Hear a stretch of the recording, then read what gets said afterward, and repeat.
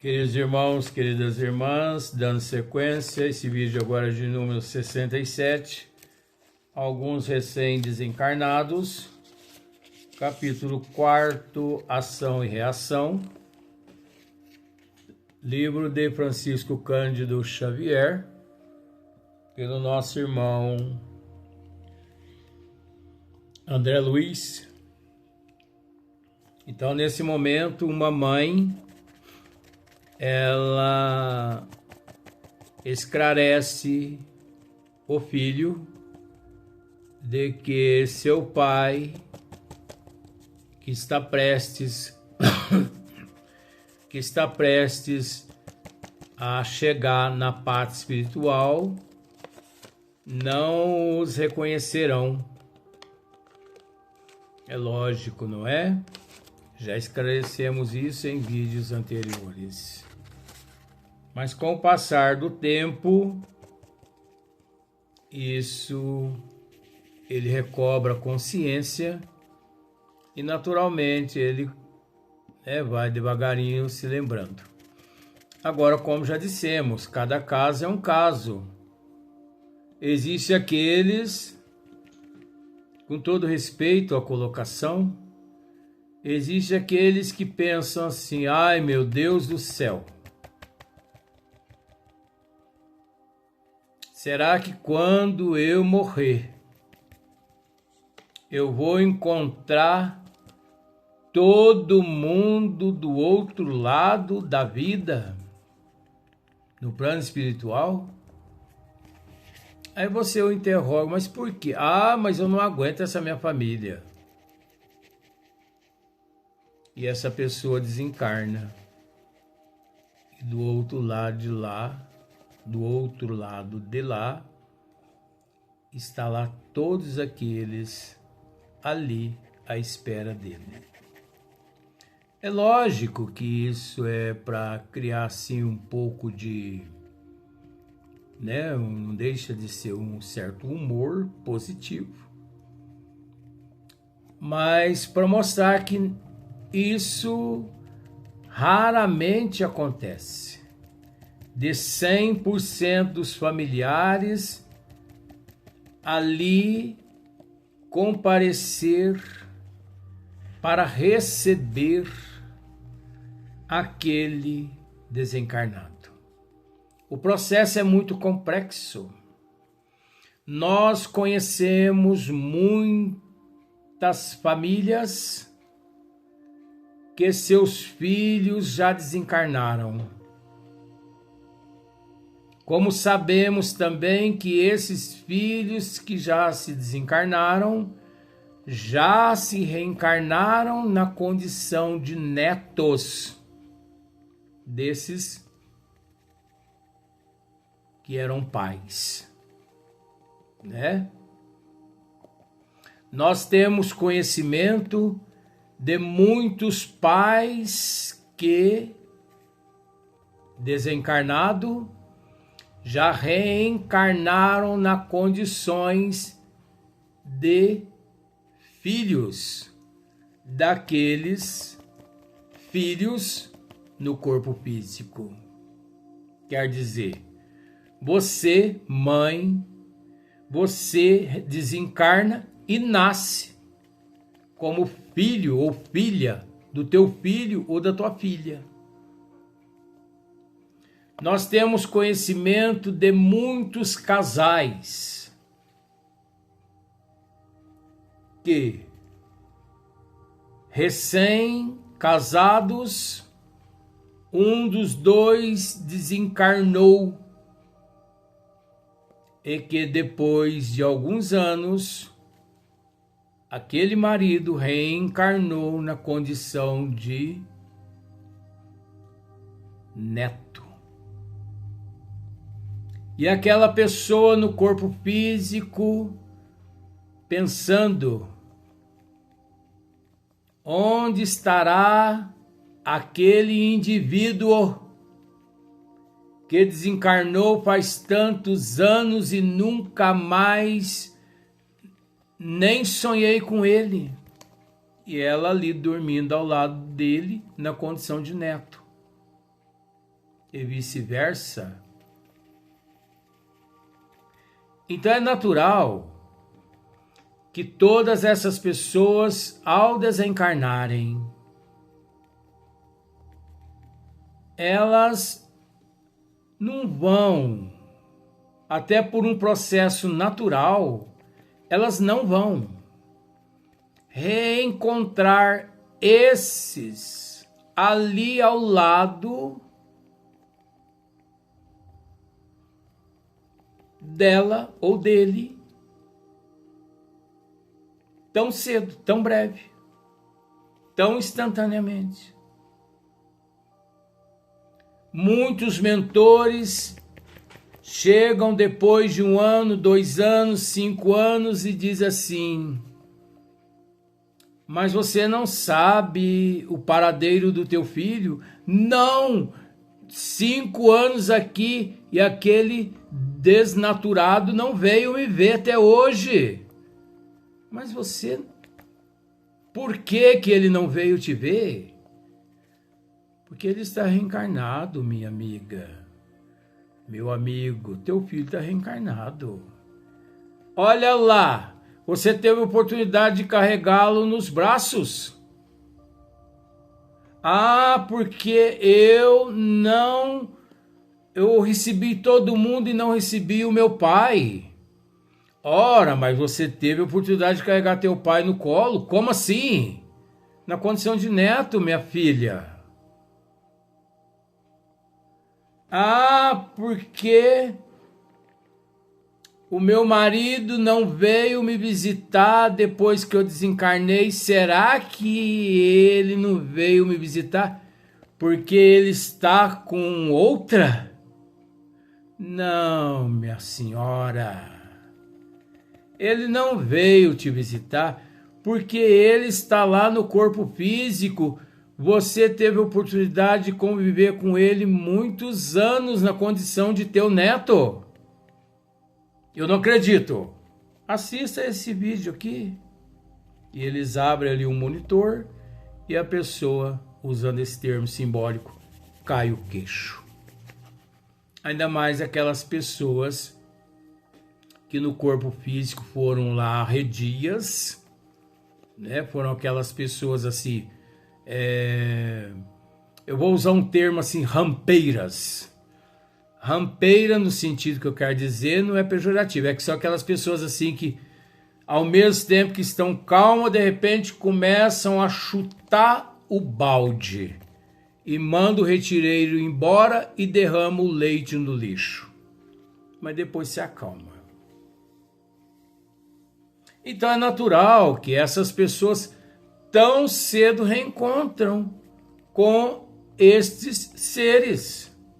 O muito que pode acontecer de vez em quando é, ao deixar o corpo físico à noite através do sono, esses seres irem até esses desencarnados e dizer: olá, minha esposa.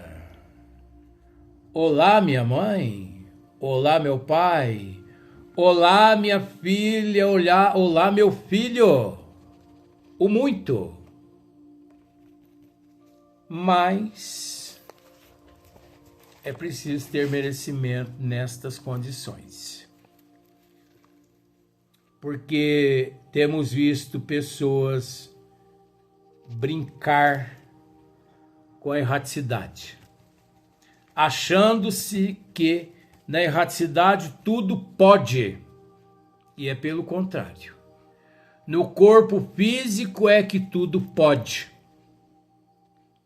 na erraticidade não.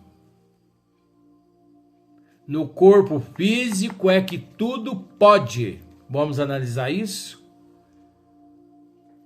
Tudo me é lícito no corpo físico, mas nem tudo me convém. É por aí que as pessoas têm que raciocinar.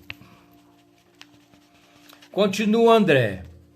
Em trânsito, não assinalava senão alguns retalhos de conversação como esses. A certa altura, na praça em movimentação, Druso, generoso, confiou-nos aos cuidados de Silas, mencionando obrigações urgentes que lhe absorveriam a atenção. Vejamos, a certa altura do trajeto, Druso confia a presença de Hilário e de André a Silas.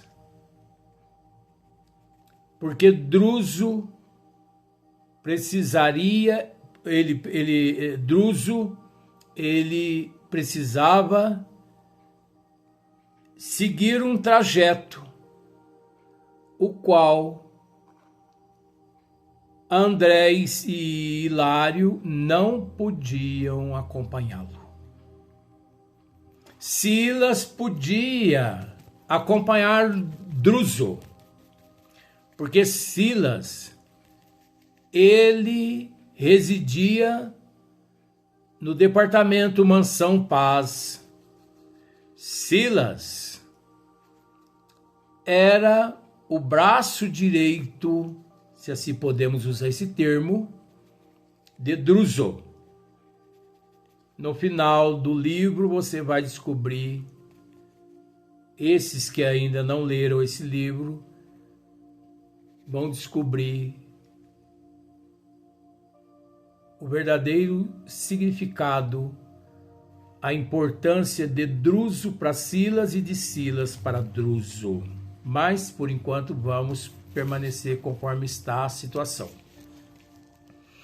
Então, mencionando obrigações urgentes que lhe absorviam a atenção, encontrar-nos-íamos no dia seguinte, informou. Então, Silas, assuma a responsabilidade de agora em diante, Druso dizendo assim, assuma a responsabilidade de agora em diante, mediante André e Hilário, porque eu tenho outros afazeres que eles não podem participar, mas eu prometo que no dia seguinte nos reencontraremos. Não é? A promessa gentil obrigou-me a considerar o aspecto do tempo. Pela sombra reinante, não poderíamos saber se era dia, se era noite. Olha só que situação trágica. Pela sombra reinante, não poderíamos saber se era dia ou se era noite. Pois é preciso entender. É preciso entender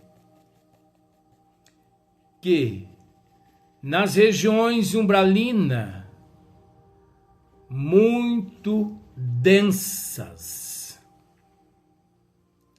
existe apenas a sombra da escuridão. Existe a sombra das trevas. Trevas significa escuridão. Trevas não significa vampiros, espíritos deformados, por mais que esses aqui por nós citados, eles se aproveitam destas situações e para ali eles migram e eles se escondem nas furnas escuras, como minhocas que desaparecem no solo e no subsolo. Então é preciso entender uma coisa. essa escuridão que André aqui descreve, ela não tem nada a ver com a sombra da Terra, no lado contrário ao Sol, de forma alguma. É a sombra das trevas, da escuridão das trevas. Vejamos. Pela sombra reinante, não poderíamos saber se era dia, se era noite. Em momento algum aqui, André está tratando da ausência ou da presença da luz solar. Não. Ele está nos informando, devido à presença da escuridão. Escuridão que não tem nada a ver com a sombra da Terra. Quando o Sol, no outro lado do hemisfério da Terra. Essa sombra aqui é a sombra das trevas. É a sombra da escuridão, da ignorância, do sofrimento.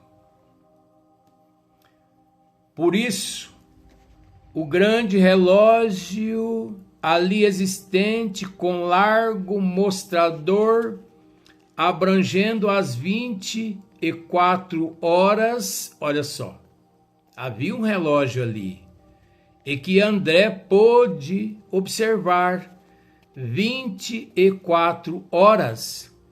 Funcionou aos meus olhos como a bússola para o viajante, deixando-me perceber que estávamos em noite alta.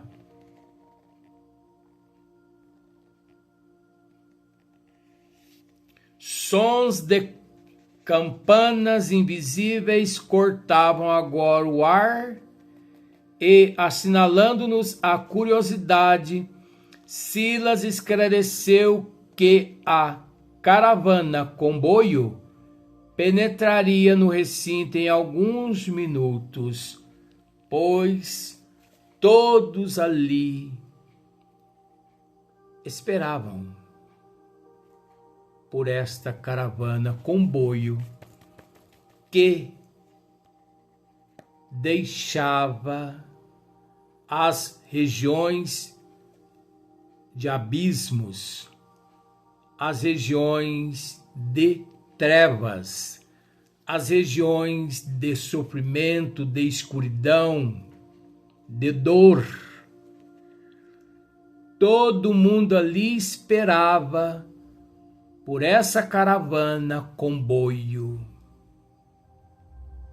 Porque essa caravana, ela, toda vez que retornava a aquele departamento Mansão Paz, trazia das regiões de sofrimento, abismos e trevas profundas, traziam diversos irmãos em situações deploráveis.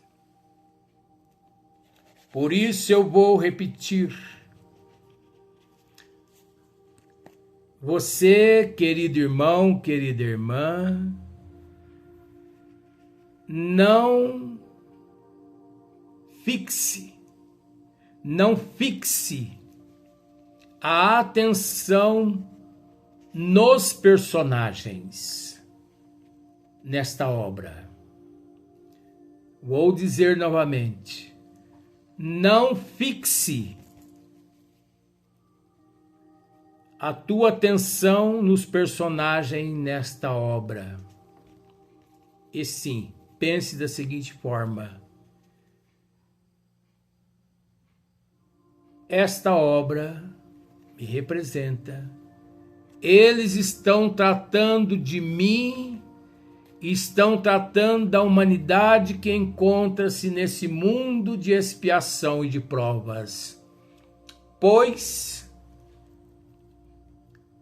será dessa forma que você será tratado, se nesta oportunidade que estás tendo, desviares do caminho de nosso Senhor Jesus Cristo. Pois eu posso lhe dizer, numa mensagem de Hilário Silva, o professor Eurípides Barçanufo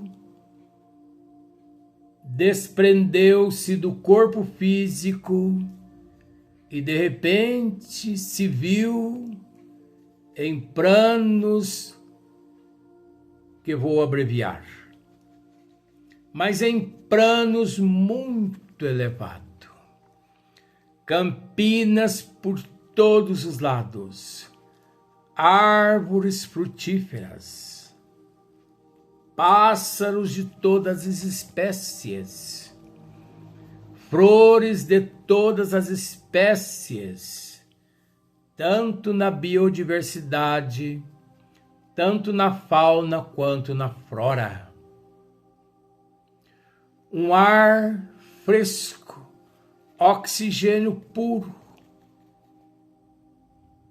o calor ameno.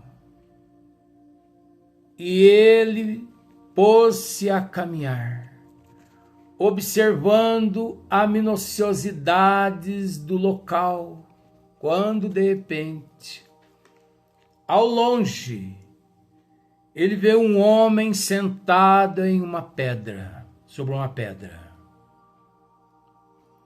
E ele, estático, resolve ir na direção daquele homem, surpreso, porque o homem de costa para ele se encontrava. Mas ao aproximar-se daquele homem, ele, muito emocionado, se vê. Porque ele constata que ali o Cristo se encontrava. E paralisado, ele ficou paralisado, se viu paralisado, estático, mudo, cego e surdo. O mundo parecia ter desabado sobre ele. Mas ele buscou forças e aproximou-se um pouco mais, mas ao aproximar-se, ele percebe, ele vê algumas lágrimas que vertia-se dos olhos do Cristo. E com a voz embargada, ele ousa interrogar o Cristo: Mestre, o que veio, naquele momento, ele pôs para fora: Mestre, mestre, por que choras? Choras porventura, choras por acaso, por aqueles que não conhecem o teu evangelho na terra? O Cristo se vira e olha para ele, e com aquela meiguice, com aquela doçura,